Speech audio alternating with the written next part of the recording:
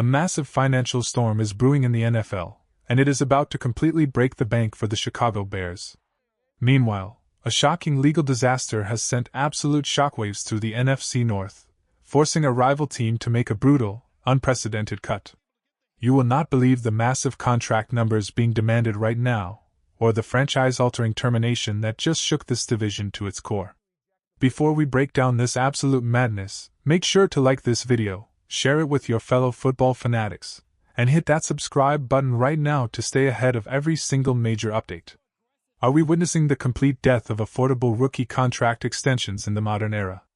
Think about it, because the Chicago Bears might be staring down some devastating financial news when it comes to the future of their powerhouse offensive lineman, Darnell Wright.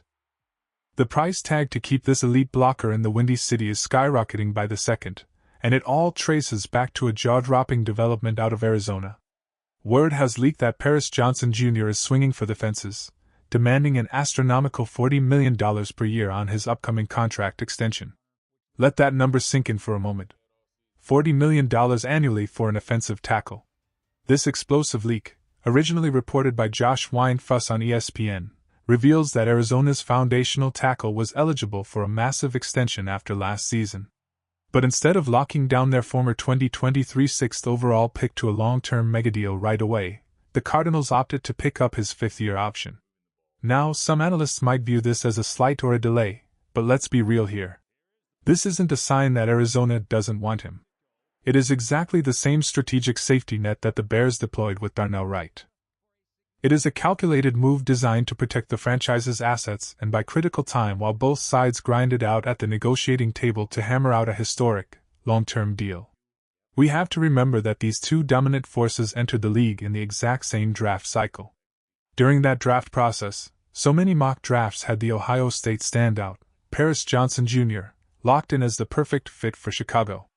Ultimately, Arizona snapped him up at pick number 6, which cleared the path for the Bears to draft their own cornerstone anchor, Darnell Wright, at the 10th overall spot.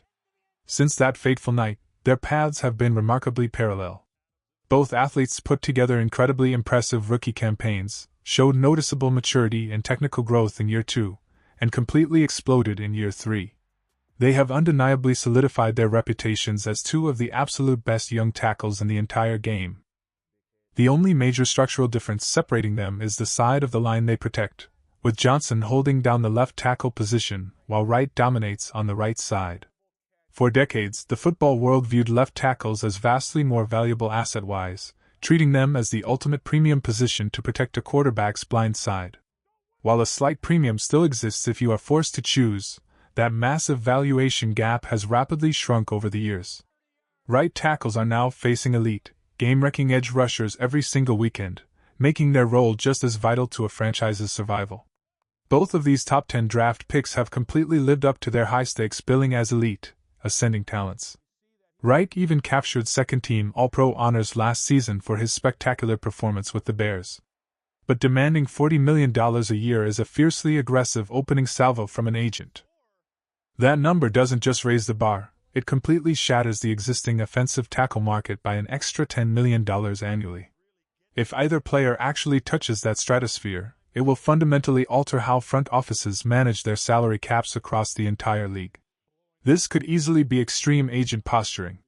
A classic negotiation tactic where you demand an outrageous $40 million, knowing you won't get it, but it successfully forces the front office to compromise at $35 million instead of trying to stick to $30 or $32 million. Even if that is the hidden agenda, it still spells terrible news for the Chicago Bears. In an ideal world, the front office wants to lock Wright down somewhere in the ballpark of $28 to $31 million per season. While resetting the market for a generational talent is acceptable, having to overpay and reset it by an unexpected $6, $7, or $8 million more per year is a bitter pill to swallow.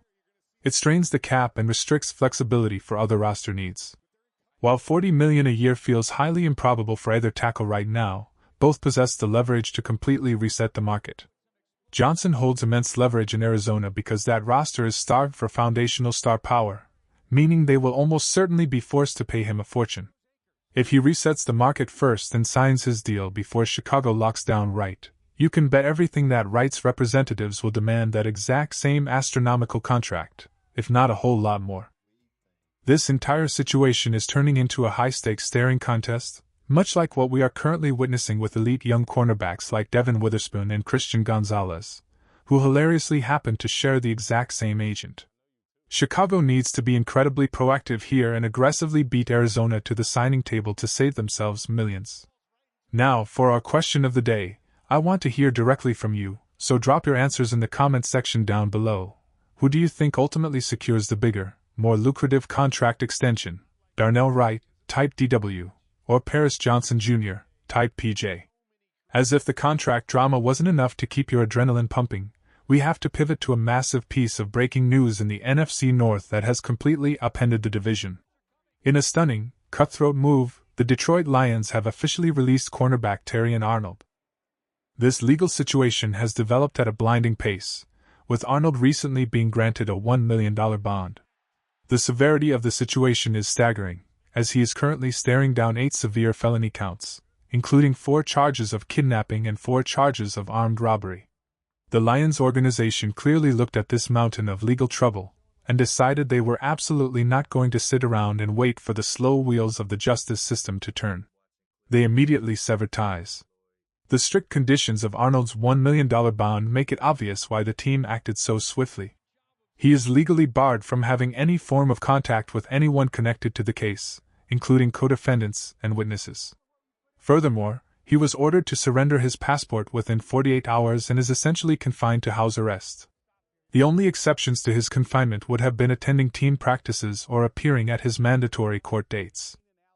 Now that he has been abruptly cut from the roster, those football practices are completely out of the equation, leaving him trapped at home to focus entirely on a legal battle where he faces a maximum penalty of life in prison. The Lions made a definitive statement that this massive distraction was simply not worth enduring as they head into a pivotal season following a deeply disappointing finish last year.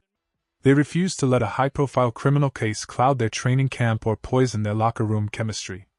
Let's be completely honest about another layer to this corporate decision. Arnold's performance on the field made him expendable. Despite being a highly touted first-round draft pick just a couple of seasons ago, he has been an undeniable bust through his first 2 years in the league. He missed half of last season, appearing in only 24 total games throughout his brief career while allowing an abysmal opposing passer rating of nearly 100.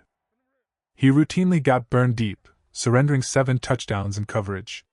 While his stat line shows 18 pass breakups, that number is highly deceptive because it only exists because opposing quarterbacks relentlessly targeted his side of the field as a blatant weak link. He was already facing an uphill battle just to secure a starting job in training camp this year. This situation highlights the cold, brutal reality of the NFL.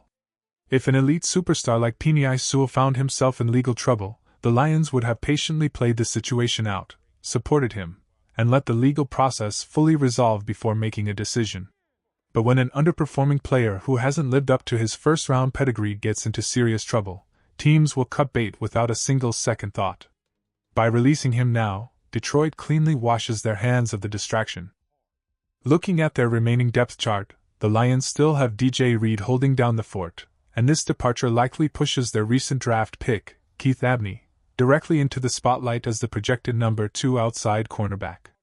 They also feature Roger McCreary locked in at the nickel spot, with seasoned veteran Rocky Ya-Sin providing experience from the bench. They also have Ennis Rakestraw Jr., a player drafted in the exact same class as Arnold, who has similarly struggled to meet expectations and must now desperately capitalize on this sudden opportunity. It will be fascinating to see if Detroit panics and hunts for a veteran free agent. Elite names like Marshawn Lattimore are still searching for a home, and Rasul Douglas put together a highly impressive campaign last year.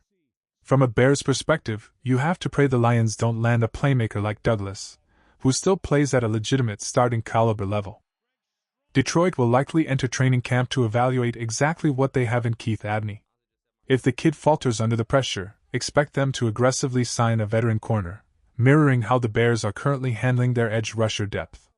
This is a monumental shakeup in the NFC North, and only time will tell if this cut represents addition by subtraction for Detroit or if it exposes a fatal, exploitable flaw in their secondary that the Bears can capitalize on all season long.